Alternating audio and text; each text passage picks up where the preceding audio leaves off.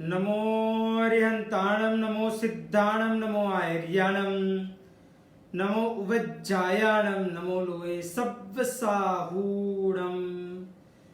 एसो पंचनमुकारो सव्वपावपणाशनो मंगलानं च सव्वेसे परमं हवै मंगलम् मंगलम भगवान वीरो मंगलम गौतम प्रभु मंगलम सूर्यभद्राद्या जैनो धर्मोस्तु मंगलम अंगूठे अमृत वशलप्तितना भंडार श्री गुरु गौतम समरिये वांछित फलदातार ओंकार बिंदु संयुक्तम नित्यं ध्यायन्ति योगिनः कामदं मोक्षदं चैव ओंकाराय नमो नमः ज्ञानतिमिरान्तानं ज्ञानं जनशलाकया नेत्रमुन्मीलितं येन तस्मै श्रीगुरुवे नमः।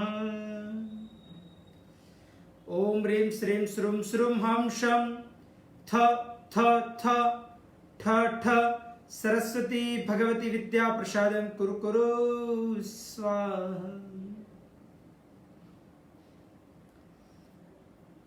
धर्म जिज्ञासु भाइयों और बहनों, हमारी पिछले 5 दिन के दौरान शिल्प शास्त्र की बात चल रही है। शिल्प शास्त्र का आज 6ठा प्रवचन। शिल्प शास्त्र में जब जिनालय, देरासर, उपाश्रय आदि का नव निर्माण करना हो, तब उसमें सबसे पहले मंदिर बनाते हुए खाद का एक विधान आता रहता है। खात विधान यानी और कुछ नहीं परंतु खात मुहूर्त करना। खात मुहूर्त बोलो, खनन विधि बोलो या खात विधान बोलो, तीनों तीन एक ही प्रक्रिया बोली जाती है। भाग्यशाली ये देरासर के नवनिर्माण की सबसे पहले यदि शुरुआत होती है तो जमीन लेते हुए, अगर जमीन ली हुई है तो उसके पश्चात तुरंत ही नेक्स्ट स्टेप के अंदर आता है कि खात मुहूर्त करना, खात विधान करना, वो भी अत्यंत आवश्यक बोला जाता है। खात मुहूर्त, खात विधान जितना हर्ष और आनंद पूर्वक, उल्लास पूर्वक किया जाता है, उतना ही वह कार्य के अंदर सफलताएं प्राप्त होती रहती है। भाग्यशाली आपने वो कहावत सुनी होगी कि कोई भी कार्य की शुरुआत जैसी होती है तो पूर्णाहुति भी वैसी ही प्रकार की होती रहती है। यदि कार्य हर्ष उल्लास पूर्वक शुकन के साथ किया जाता है तो उसके अंतर्गत हर कार्य में हमें सफलताएं अचूक मिलती रहेगी। कोई भी कार्य करते हुए उसका शुभारंभ खूब अद्भुत प्रकार का होता है तो कार्य की पूर्णाहुति भी सफलतापूर्वक अवश्य में होगी। यानी कि ये खातमुहूर्त जिनालय के निर्माण का सबसे पहला नंबर का स्टेप कहा जाता है। सबसे पहली भूमिका यानी कि खातमुहूर्त बोला जाता है। खातमुहूर्त करना यानी और कुछ नहीं परंतु जगह के अंतर्गत खड्डा खोदना, उसके अंदर नींव मजबूत तरीके से डालना। तो ये सभी प्रक्रिया जो होती है वो खातमुहूर्त के अंतर्गत बोली जाती है। खातमुहूर्त जितना गहराई तक होगा उतना वो कार्य मजबूताई दिलाता है। शिल्प शास्त्र के अंदर यह बात आती है कि जिनालय बनाना हो, उपाश्रय बनाना हो तो उसके पहले खाद किया जाता है, खनन विधि की जाती है। कहीं कई लोगों को यह भी मालूम नहीं होता है कि कहां तक खड्डा खोदना। उसके लिए शिल्प शास्त्र के अंदर कहा जाता है कि खड्डा खोदते हुए सबसे पहले नंबर के अंदर तो जब तक जमीन में से पानी निकले नहीं तब तक जमीन की गहराई तक खड्डा खोदने की प्रक्रिया चालू रखो। यानी कि जब पानी निकलना एक बार शुरू हो जाए तब तक यह खड्डा अवश्य में खोदना चाहिए। सबसे पहले नंबर की यह बात। दूसरी बात यह भी आती है कि यदि जमीन में इतना पानी न हो तो क्या करना, कहां तक खोदना। तो उसके लिए कहा जाता है कि आप वहां तक खोदते रहो कि आप खोदते हुए सबसे पहले जैसी प्रकार की मिट्टी आती है जो रंग की, वही रंग की जब तक मिट्टी मिलती है तब तक खोदते रहो। जब वो मिट्टी का कलर चेंज हो जाए तब तक ही खोदने की प्रक्रिया करो। उसके बाद आप वहां पे शिलान्यास आदि वगैरह की प्रक्रिया कर सकते हो। तीसरी बात ऐसी भी कही जाती है कि यदि खड्डा खोदते हुए जमीन में से जब पत्थर आदि वगैरह की शुरुआत हो जाए, मिट्टी का एक लेयर पूरा हो जाए, उसके बाद पत्थर आने की शुरुआत हो जाए तो वहां तक खड्डा खोदने की प्रक्रिया करनी चाहिए। उसका एक कारण यह है कि पहले के जमाने के अंदर लोग व्यक्ति के मृत्यु के पश्चात उनकी डेड बॉडी को जमीन के अंदर कई कई बार डांट देते थे। कई कई बार कोई पशु आदि वगैरह मर जाए तो उनको भी जमीन के अंदर डांट दिया जाता था। कई कई बार मंत्र तंत्र आदि वगैरह की, जिसको ब्लैक मैजिक कहा जाता है, जादू मंत्र टोना आदि वगैरह करना और उसकी प्रक्रिया भी करते हुए उसके कोई विधि विधान के अनुसार जमीन के अंदर वो चीज डालना, वैसी प्रक्रिया लोग करते थे। तो यदि समझ लो कि पानी निकलने की शुरुआत हो जाए उससे नीचे वो चीज नहीं होती है। यदि समझ लो कि मिट्टी का एक कलर चेंज हो जाए उसके बाद वो चीज मिलना मुश्किल होता है, वहां तक लोग डांटते नहीं है। यदि समझ लो कि पत्थर निकलने की शुरुआत हो जाए उसके बाद लोग ये प्रक्रिया नहीं डालेंगे, यानी कि ये चीज नहीं डालेंगे। तो जो जो भी प्रकार की चीज ऐसी कोई जमीन के अंदर होगी तो एक साथ में सब बाहर निकल जाएगा और बाद में वहां पे जिनालय उपाश्रय आदि वगैरह बनेगा तो वहां पे सुख शांति आदि वगैरह के द्वारा धर्म ध्यान हो पाएगा। बाकी भाग्यशाली कहा जाता है कि कोई ना कोई पशु की, मनुष्य की, किसी की भी हड्डी जमीन के अंदर यदि होती है तो उसकी नेगेटिव ऊर्जा वहां पे बना हुआ जो भवन, मकान या तो जिनालय उसके अंदर आने का प्रयत्न हो सकता है। इसलिए हमें वहां तक खात मुहूर्त के अंदर खात के अनुसार वहां तक खोदने की प्रक्रिया करनी चाहिए। भाग्यशाली ये सभी ज्ञान अवश्य में प्राप्त करना चाहिए।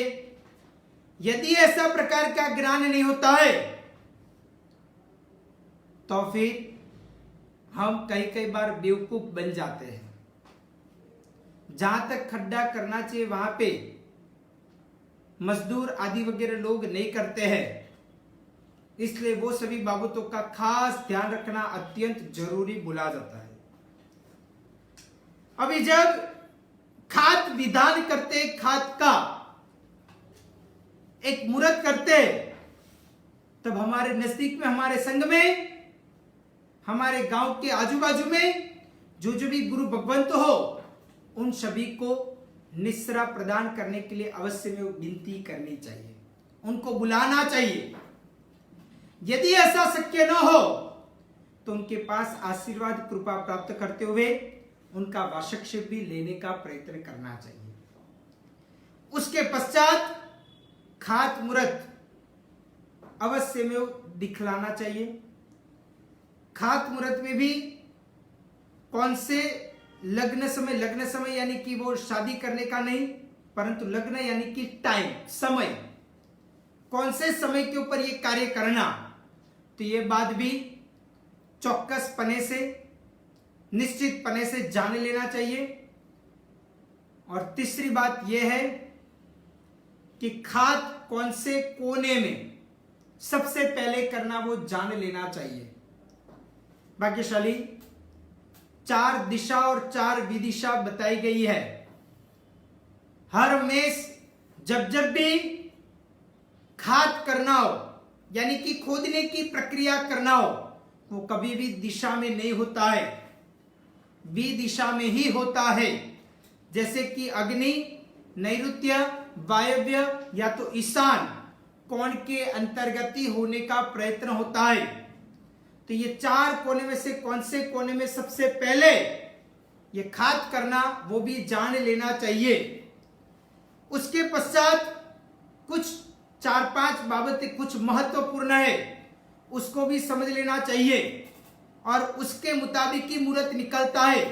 तो आज भाग्यशाली मैं आपको खात मुहूर्त कैसे निकालना उसकी बात बता रहा हूं, क्योंकि खात मुहूर्त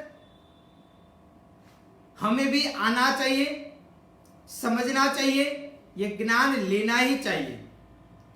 ये खात मुहूर्त किस प्रकार उसका मुहूर्त निकलता है, उसके लिए कहा जाता है कि जो भाग्यशाली ने चढ़ावा बोलते लाभ लिया है, यानी कि जो व्यक्ति सबसे पहले खात करने वाला है,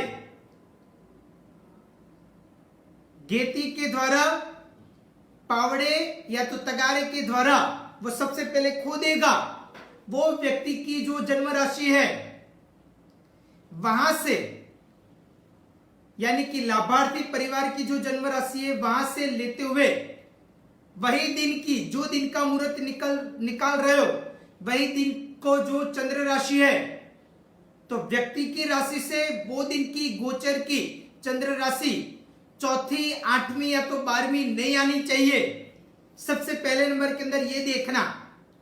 दूसरे नंबर के अंदर बोला जाता है कि मुहूर्त का, खात मुहूर्त का अधोमुख नक्षत्र हो वही लेने का प्रयत्न करना चाहिए। अधोमुख नक्षत्र यानी कि जिस दिन भरणी नक्षत्र हो, कृतिका, आश्लेषा, मघा, पूर्व फाल्गुनी, विशाखा, मूल, पूर्वाषाढ़ा, पूर्व भाद्रपद और उसके अलावा अश्विनी, रोहिणी, मृगशीर्ष, पुष्य, उत्तरा फाल्गुनी, हस्त, अनुराधा, उत्तराषाढ़ा, उत्तरा भाद्रपद और श्रवण और उसके पश्चात रेवती, इसमें से कोई भी नक्षत्र लेने का प्रयत्न करना चाहिए।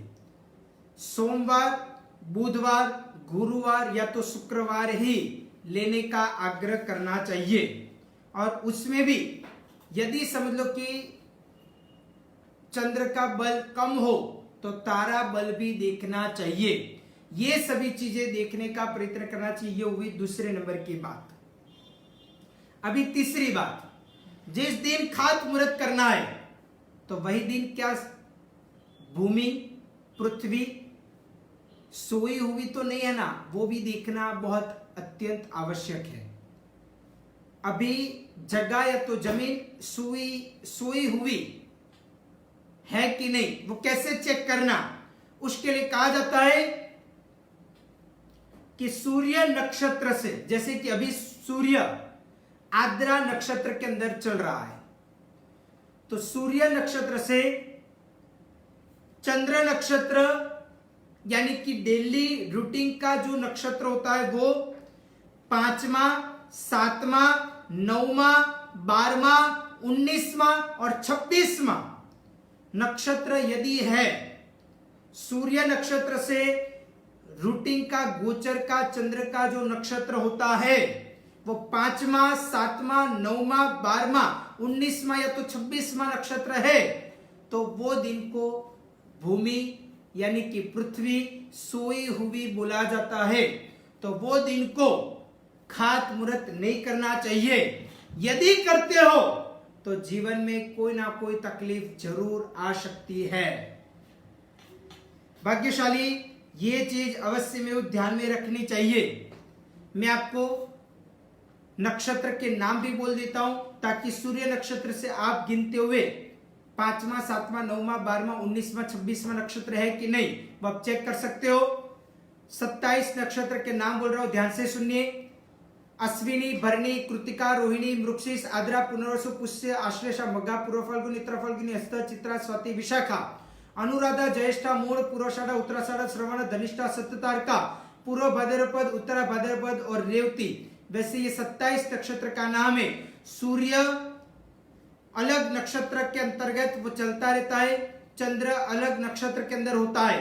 वैसे सूर्य नक्षत्र से चंद्र नक्षत्र की गिनती करनी है और वो हिसाब से 5वां, 7वां, 9वां, 12वां, 19वां और 26वां यदि वो नक्षत्र आता है तो वो सोई हुई भूमि बोली जाती है, तब खात नहीं करना चाहिए। उसके अलावा संक्रांति का दिन यानी कि सूर्य को एक राशि में से दूसरी राशि में गया, उसको संक्रांति कहा जाता है। करीब करीब हर महीने की 14 या 15 तारीख को संक्रांति होती रहती है, क्योंकि सूर्य एक महीने तक एक राशि के अंदर रहता है, दूसरी राशि में वापिस एक महीने के बाद जाएगा। यानी कि यदि समझ लो कि 14-15 तारीख को, ये 14-15 तारीख को जो राशि में सूर्य आया, आने वाली 14-15 तारीख को वापिस सूर्य आने वाली नई राशि के अंदर प्रवेश करेगा। तो सूर्य एक राशि में से दूसरी राशि में जाता है, उसको संक्रांति बोला जाता है। तो वो संक्रांति के दिन से 5वां दिन, 7वां दिन, 9वां दिन, 10वां दिन, 15वां दिन, 21वां और 24वां दिन, वो दिन को भी पृथ्वी सोती हुई बोली जाती है। तो वो दिन के अंतर्गत भी ये खात मुहूर्त यानी जमीन के अंदर कुछ खोदने की प्रक्रिया नहीं करनी चाहिए। उसके अलावा कहा जाता है, ये तीसरे नंबर की बात थी, अभी हुई बात चौथे नंबर की। तो गृहारंभ के अंदर सुप्तादि स्थिति है कि नहीं, पृथ्वी की सुप्तादि स्थिति है कि नहीं, वो भी देखना अत्यंत आवश्यक है। वो कैसे देखना, तो जिस दिन का आपने मुहूर्त निकाला है वो दिन की जो मिति यानी कि तिथि होगी, तो शुक्ल एकम यानी कि प्रतिपदा से, वो महीने का शुक्ल पक्ष की एकम से वो तिथि काउंट करना और एक कागज के अंदर लिखना कि एकम से लेते हुए समझ लो कि नम को आपका मुहूर्त आ रहा है तो 9 दिन होंगे, एकम 20। अगर तिथि का क्षय आदि वगैरह नहीं होता है तो वो हिसाब से आपको वो काउंट करते हुए लिखना है।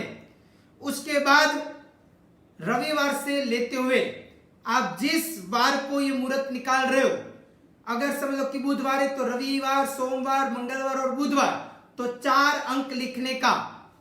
उसके पश्चात अश्विनी नक्षत्र से यानी कि वो दिन का जो चंद्र नक्षत्र है, चंद्र नक्षत्र यानी कि डेली का हर रोज का अलग अलग जो नक्षत्र होता है, तो वो नक्षत्र अश्विनी नक्षत्र से आपका यानी कि जिस दिन मुहूर्त आप कर रहे हो उस दिन का नक्षत्र देखने का और काउंट करने का, वो भी लिखने का। तो ये तीन बात हुई। सबसे पहले तिथि की बात हुई, दूसरे वार की बात हुई और तीसरे नक्षत्र की बात हुई। ये तीनों तीन का टोटल करने का और टोटल करते हुए उसको 4 से भागने का। अगर 4 से डिवाइड करते हैं और यदि समझ लो कि शेष 1 बचती है तो पृथ्वी की सुप्तादि स्थिति खड़ी बोली जाती है। अगर 2 शेष बचता है तो वह सुप्तादि स्थिति बैठी हुई बोली जाती है। अगर 3 शेष बचता है तो वह सुप्तादि स्थिति सोती हुई बोली जाती है। और यदि शून्य यानी कि कोई शेष बचता नहीं है तो वो पृथ्वी की स्थिति सुप्तादि स्थिति जगती हुई बोली जाती है। तो इस प्रकार खड़ी और जगती वैसी प्रकार की सुप्तादि पृथ्वी की स्थिति हो तो गृहारंभ हो, जिनालय आदि वगैरह बनाना हो, मंदिर का नव निर्माण करवाना हो, उपाश्रय का नव निर्माण करवाना हो तो तब करना उचित नहीं है, यानी कि वो खराब बोला जाता है। परंतु यदि समझ लो कि बैठी हुई स्थिति में है या तो सोती हुई स्थिति में है तो फिर वो कार्य करने में शुभ माना जाता है। ये बात हुई चौथे नंबर की। अभी 5वीं बात मैं आपको बता रहा हूं कि खाद कौन सी दिशा में करना। यदि आपने मुहूर्त तो निकाल दिया, परंतु खाद कौन सी दिशा में सबसे पहले करना, कौन से कोने में, वो भी जानना अत्यंत आवश्यक है।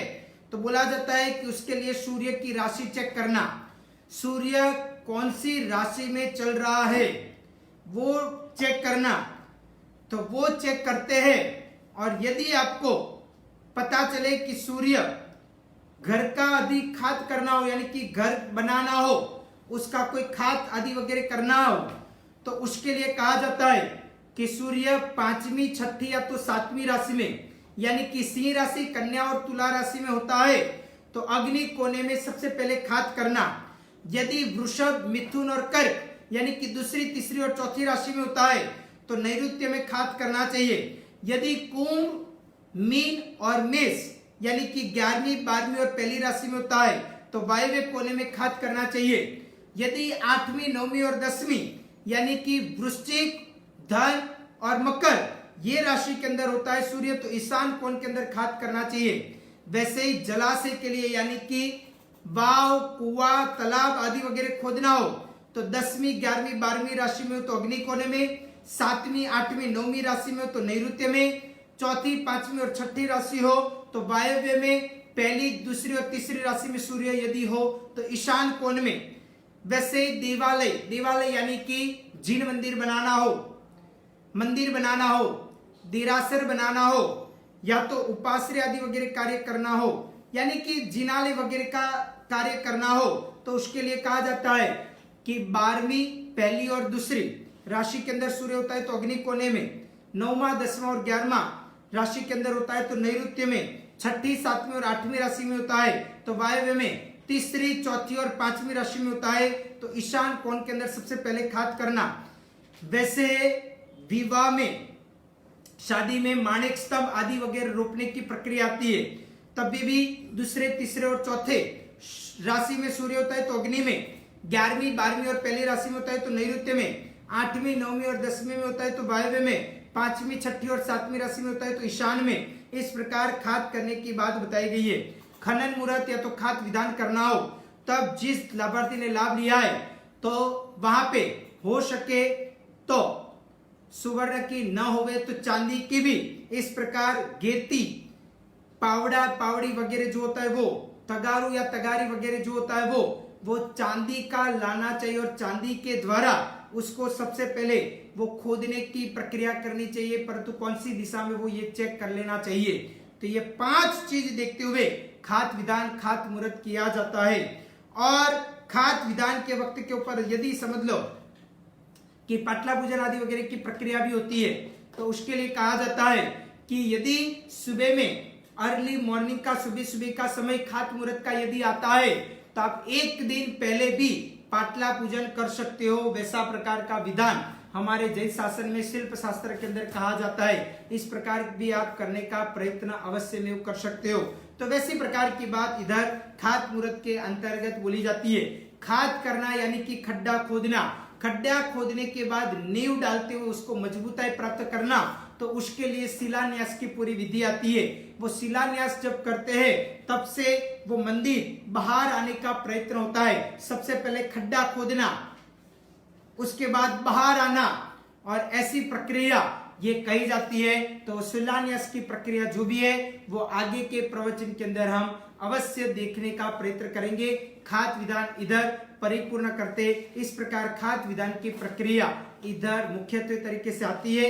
वहां पे क्षेत्रपाल आदि वगैरह देव का पूजन आदि वगैरह करने का प्रयत्न होता है, और उसके अलावा वास्तु पुरुष आदि वगैरह का भी पूजन विधि विधान आदि वगैरह विधि कारक या तो उसकी पूजन आदि वगैरह की जो एक प्रकार की बुक आदि वगैरह प्राप्त होती है उसके द्वारा भी आप प्राप्त ये विधि विधान आदि वगैरह कर सकते हो या तो करवा सकते हो।